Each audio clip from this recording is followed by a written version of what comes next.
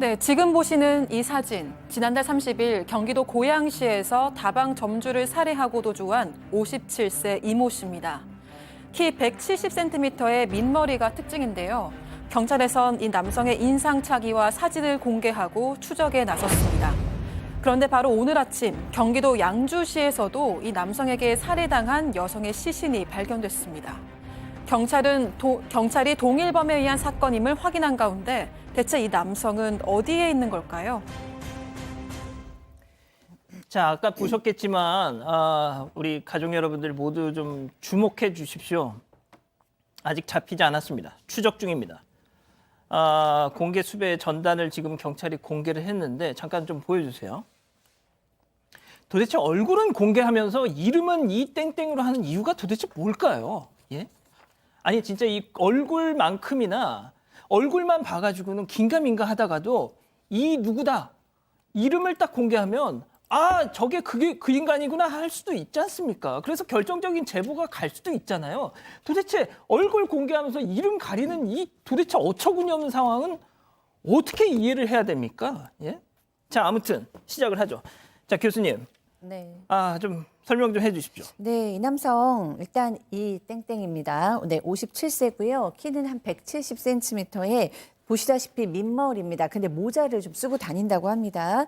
그런데 지난달 30일에 고양시 일산 서구의 한 지하 다방에서 60대 여성 점주가 목이 졸려서 살해를 당했습니다. 근데 거기에 또 심한 폭행까지 당했어요. 31일에 그 아들이 어머니가 연락이 안 된다. 운영하는 가게에 갔는데 문이 잠겨 있다라고 신고를 했는데 보니까 이제 경찰과 소방당국에서 보니까 다방 안에 이제 여성이 숨져 있었습니다. 상황을 보니까 이건 타살이다라고 생각이 들었고요. 50대 이 이모 씨를 유력한 용의자로 수사선상에 올려놓았습니다. 둘의 관계는 일면식도 없던 사이로 전해지고 있습니다. 자, 김은배 팀장님, 지금 이자 말이죠. 봤더니 정말 최근에 출소를 했다고요? 그렇습니다. 경찰에 따르게 되면 절도 전과가 다수 있기 때문에 교도소에 복역을 하다가 11월 초에 아마 출소를 했기 때문에 2개월이 안 된 상태에서 살인을 저질렀던 건데요. 그 사진을 보게 되면 지금 머그샷이 있지 않습니까? 그런데 저 사진을 자세히 보시면은 보통 우리가 구치소에 가게 되면은 수감복을 입지 않습니까? 그런데 평상복을 입은 거 봐서는 경찰에서 구속을 시킬 때 사실은 그 머그샷을 찍거든요. 앞사진, 옆사진 찍기 때문에 경찰에서 찍은 사진도 이제 확인될 수 있을 것 같고요. 그런데 문제는 뭐냐면 저 사람이 지금 1m 70이라고 그랬지 않습니까? 예. 민머리인데 민머리는 해당이 없는 게 모자를 쓸 수도 있고 또 안경을 착용할 수도 있고 또 그리고 요즘에 뭐 감기 때문에 입에 그 마스크를 달기 때문에 저 내용을 좀 자세히 봐야 될 것 같고요. 아까 그 앵커님이 뭐라고 했냐면 왜 이름을 공개 안 하냐라고 했지 않습니까? 이게 피의자 공개 수배할 때는 이름을 공개합니다. 김은배 쓰지만 용의자일 때는 얼굴만 공개하는 수가 있어요. 확정이 안 됐기 때문에. 근데 제가 보기에는 경찰에서 확정됐다고 한다면은 아마 이름까지 공개를 할 거라고 생각이 듭니다. 아니 이 팀장님 말씀 아는데 지금 그 연쇄 살인범인 게 지문 저희가 소개를 해드리겠습니다만 지문 감식을 통해서 지금 확정이 됐어요. 예? 자, 아무튼 절도 혐의로 출소한 지 2달도 안 돼가지고 살인 사건 용의자, 그것도 연쇄 살인 사건 용의자로 도주 중입니다. 끝이 아닙니다. 경찰에선 또 다른 범행 가능성 아니죠? 지금 확인됐죠? 자, 체크 포인트 짚어보죠. 그렇습니다. 네, 오늘 오전 8시 반쯤 경기도 양주시의 한 다방에서 60대 여성이 숨진 채 발견됐습니다. 숨진 여성은 직원 1명을 두고 다방을 운영하면서 늦게까지 술을 판매한 걸로 알려졌는데요. 직원이 전날 퇴근하고 다음날 아침에 출근했다가 숨진 피해자를 발견해서 경찰에 신고한 걸로 전해졌습니다. 이 숨진 60대 사장도 심한 폭행을 당한 뒤에 목이 졸려서 질식사한 걸로 추정되고 있습니다. 자, 박 변호사님. 네. 저녁에 혹은 밤에 혼자 일하던 여성 점주 2명이 연속으로 연달아서 살해된 사건. 그렇죠. 그 패턴이니까 이제 경찰이 추적을 한 것 같습니다. 피해자가 거의 유사합니다. 방법도 유사해요. 폭행을 가한 다음에 목 졸라서 살해를 했던 방법. 그 30일 고양시도 마찬가지고요. 오늘 양주시 것도 마찬가지입니다. 그래서 또 다방에 이제 사장을 하고 있는 사람을 또 노렸던 측면. 그래서 경찰은 결국은 이 범행을 한 사람은 이 땡땡으로 동일범으로 확인을 했고요. 확인을 한 다음에 또 다른 또 범죄가 있을 수도 있기 때문에 그런 부분도 좀 확인을 해야 될 것 같습니다.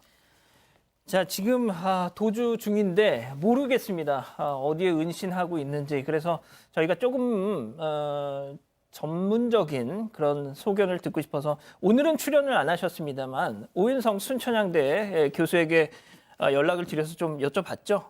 네, 저희가 오윤성 교수님께 해당 사건에 대해서 직접 취재를 했습니다. 교수님은 우선 그 연말에는 고양시, 어제는 양주시라면 아직 경기 북부권을 벗어나지 않았을 가능성이 높아 보인다라고 분석을 했고요.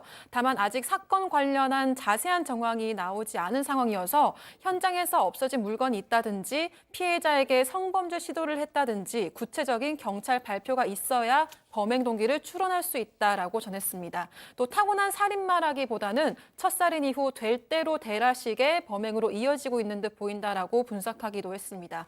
경찰에 따르면 현재 이 씨는 휴대전화를 소지하지 않고 주거지도 일정하지 않아서 추적에 어려움이 있는 상태라고 합니다. 자, 일단 고향에서 첫 범죄가 있었고 연말에 그리고 연초에 어제 양주에서 또 동일한 수법의 범죄가 있었습니다.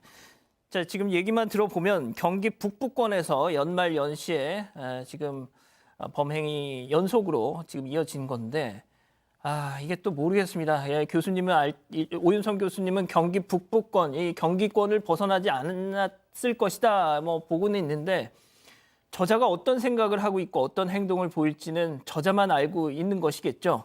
자, 잘 좀 눈여겨 봐주셨으면 좋겠습니다. 박 교수님, 빨리 잡아야죠. 네, 그렇습니다. 지금 이 많은 우리 시청자 여러분께서도 관심을 좀 가져주시기 바랍니다. 다시 한번 보여드리고 설명해 드리면 이자의 키는 170cm고 민머리입니다. 모자에 운동화를 착용하고 있는데 지금 문제는 본인의 사진이 이렇게 돌아다니기 때문에 옷을 갈아입거나 가발 등으로 변장했을 가능성도 있다라는 겁니다. 저 노란색 옷을 입고 있는 사진은 2일에 파주시의 한 식당을 찾았다가 CCTV에 지금 포착됐다고 해요. 지금 그는 이제 현금 결제를 사용하고 있고 도보로 이동 중인 것 같다고 합니다. 이 사람 비슷한 인상착의를 보신 분은 112 또는 일산 서부경찰서 031-839-7195 등으로 연락을 꼭 부탁드리겠습니다. 자, 박 변호사님. 네. 이게 첫 번째 살인 사건, 두 번째 살인 사건이 혼자 있던 여성 점주를 상대로 특히 뭐 다방. 진짜 이자가 잡히기 전까지라도 네.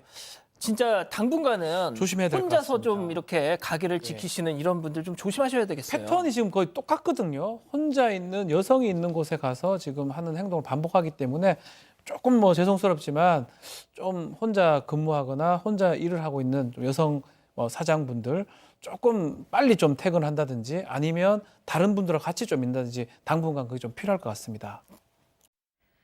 사건의 진실을 추적하고 싶다는 사반 가족분의 사연인데요. 궁금하시다면 사건반장 유튜브 채널을 구독해주세요.